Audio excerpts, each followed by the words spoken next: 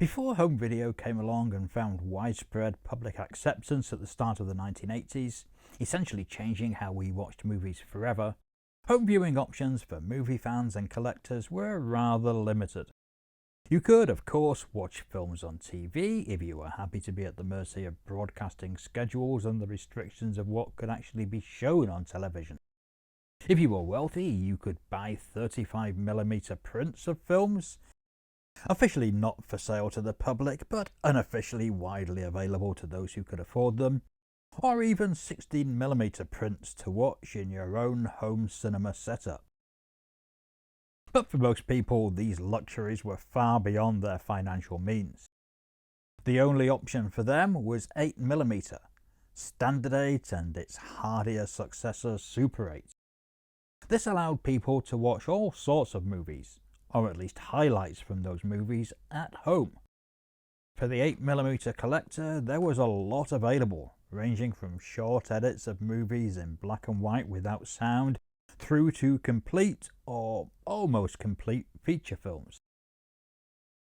In a world of 3 TV channels, this was often the only chance to see some of the odder examples of European exploitation cinema and older movies that didn't make it onto TV or even the theatrical circuit.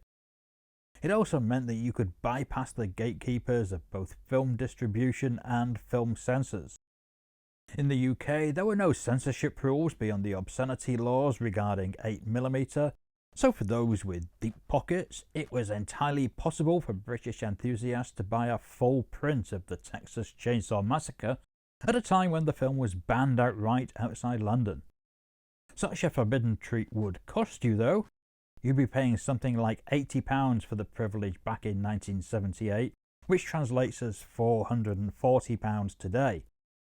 And that's after you'd forked out £165, or £910 in modern costs, or above, for a sound projector. It's unsurprising, then, that most people who were not fanatical collectors or flush with money made do with the rather more basic delights of the 200-foot or 400-foot reel of edited highlights. Even these were not cheap. A black and white silent 200-foot reel might cost around a £5, and a 400-foot colour sound movie would be over £25. But you could at least build up some sort of collection, and at a time when this was all there really was, many people were happy with an 8-minute silent and monochrome edit of a film that they loved. In fairness, a 200-foot reel could hold a complete cartoon, most of a vintage comedy short from the likes of Laurel and Hardy or the Three Stooges, or a silent movie by the likes of Georges Méliès.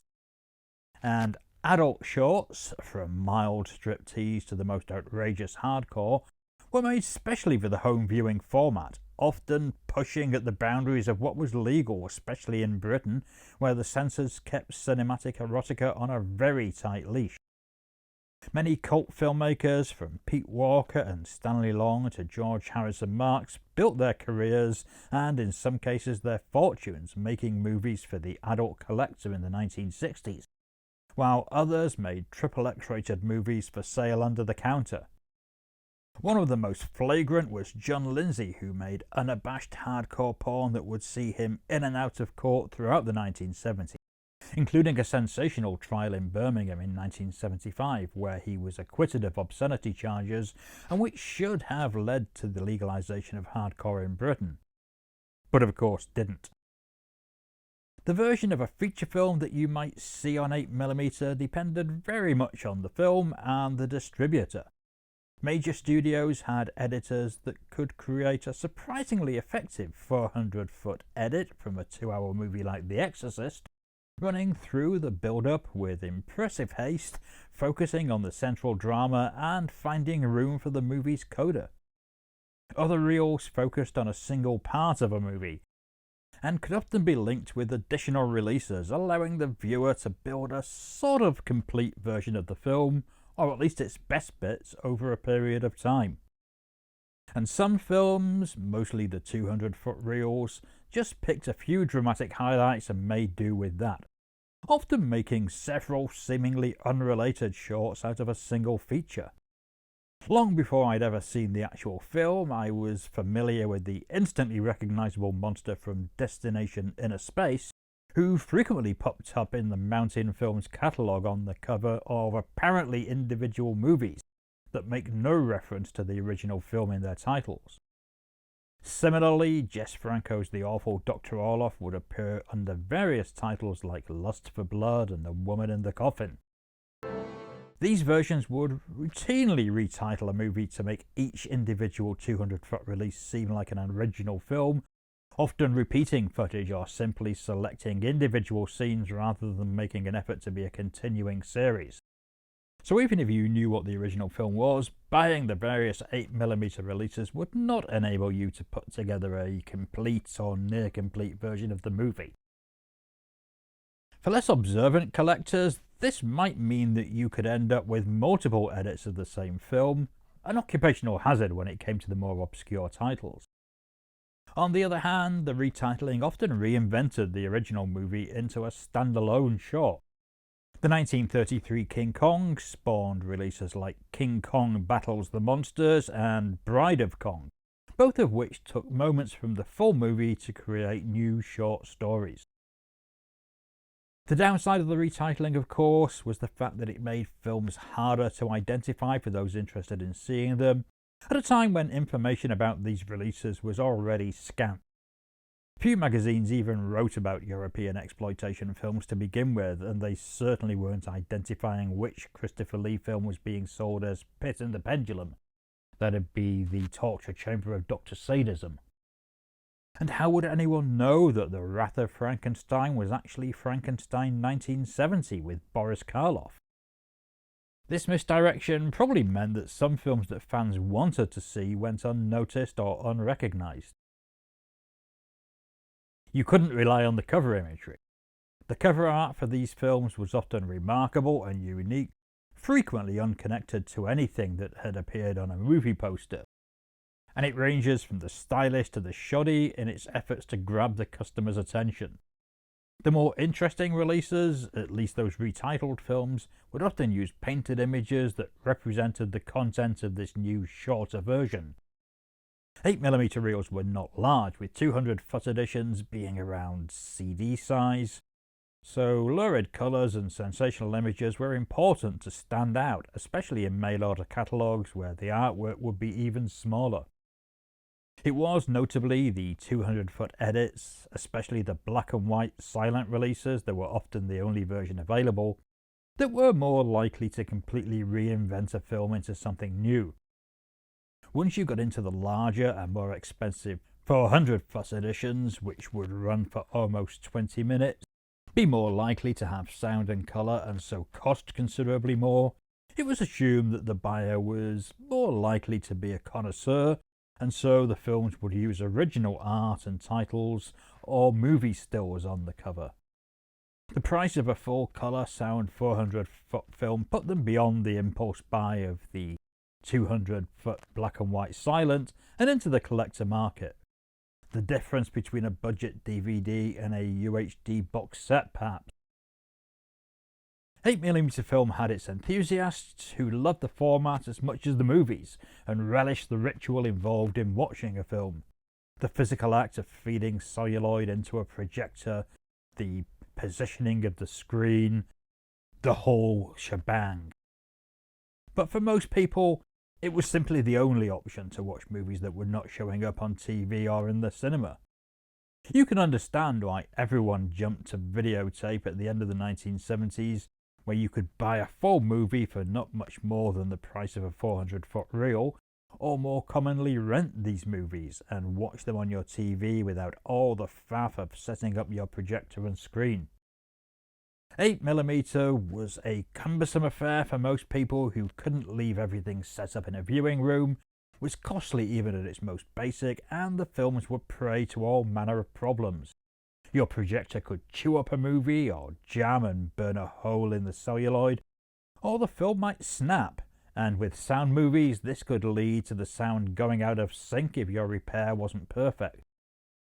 Older films had a tendency to lose their colour, reducing everything to a pink hue, or else became brittle. Projectors were noisy, film was often flickery, and most people had little opportunity to actually browse titles unless they had a local stockist. VHS and Betamax felt like a jump into the future, and unsurprisingly, almost everyone immediately made the switch. Notably, my family's first venture into home video was when we traded in my projector and meagre collection of films for membership of the Video Exchange Club of Mazel Movies in Manchester, who themselves were moving from selling 8mm films and equipment to carrying every film available on tape in the UK. Mazel Movies feels like a story in itself, though maybe that's a little too niche even for this channel. Still, I'd be fascinated to hear from any fellow customers. Feel free to share your memories in the comments. I'm not for a moment suggesting that home movies were the better option, even in the early VHS days when 8mm film at least often looked better. But it does feel as though we lost something unique when 8mm essentially bit the dust in the early 1980s. It actually lasted a lot longer than people think, especially as a format for airlines and other business use, but by 1983 it was effectively dead as a popular consumer format. These odd little versions of familiar movies are, at their best, fascinating alternative cut, and at worst, curious head scratch. I'm glad that some Blu-ray distributors are now including the 8mm version of the film as an extra on their discs whenever they've managed to find a copy, but of course access to these is sporadic at best. They're not generally included in the movie rights package, and as time goes by, fewer and fewer have survived. I suspect many have been dumped in house clearances or else simply rotted away. I personally had a terrible experience with an 8mm collection that was unwittingly kept near a damp wall. Collecting 8mm is still not a cheap hobby. The films are relatively few and far between. Working, decent quality projectors are even rarer for people who actually want to watch the movies. Buying a second-hand projector can sometimes be the death knell for whichever movie you decide to run through it, and few people have a throwaway reel to use for such experimentation. But I definitely suggest picking up the films if you find any. They're a great slice of history, and if you are someone who buys old VHS for the aesthetic and the artwork, then this will be a fascinating new world for you to explore. The chances of 8mm making a comeback, even in the limited way that VHS has, are slim. The sheer cost of actually producing a limited run of movies would probably price almost everyone out of the market. But never say never. So, have you ever explored the world of 8mm, either at the time that it was popular or subsequently? Do you have any favourite 8mm edits? Let us know in the comments. If you've enjoyed this video, why not drop it a like and share it with friends? And if you've yet to do so, subscribe to the Overlooked Hotel. And if you have subscribed, make sure you've hit that alert bell so you don't miss future videos on equally vital topics. Your support is much appreciated. Thanks for watching, and I'll see you again soon.